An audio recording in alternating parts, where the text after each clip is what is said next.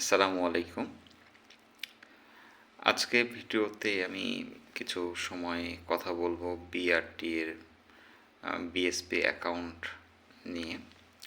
BSP হচ্ছে BRT এর service portal, যেখানে গিয়ে আমরা হচ্ছে ড্রাইভিং লাইসেন্স, গাড়ির লাইসেন্স এবং বেশ কিছু সার্ভিস আছে, সেই সার্ভিসগুলোর জন্য অ্যাপ্লিকেশন করতে পারবো। অ্যাপ্লিকেশন সাথে হচ্ছে সেখানে পেমেন্টের সিস্টেম আছে, সব কিছুই আছে সেখানে।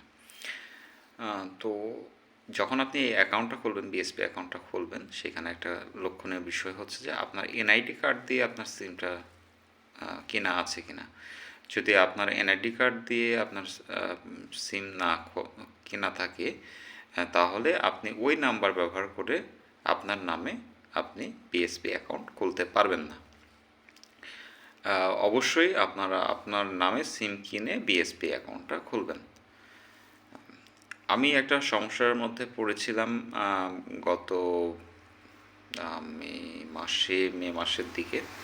সমস্যাটা হচ্ছে যে আপনি নতুন সিম কেনার পরেও সেই সিম দিয়ে অ্যাকাউন্ট ওপেন হয় নাই। কেন হয় নাই? পরবর্তীতে বুঝতে পারলাম যে এই যেই সিমটা কেনা হয়েছিল সেটা হচ্ছে রিসাইকেলিং সিম। অর্থাৎ রিসাইকেলিং সিমটা হচ্ছে যে টেলিটক একটা সময় বাজারে সিমটি ছেড়েছিল এবং পরবর্তীতে ব্যবহারকারী ব্যবহার না করায় সেই সিমটা আবারও নতুনভাবে বাজারে ছেড়েছিল টেলিটক।